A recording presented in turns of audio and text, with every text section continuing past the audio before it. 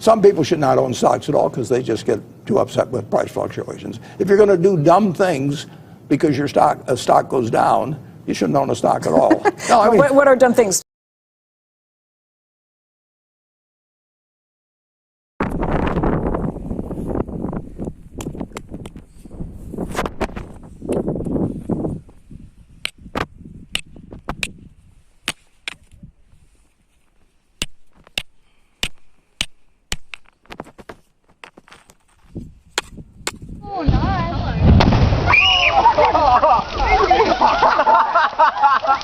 Yeah! Holy crap.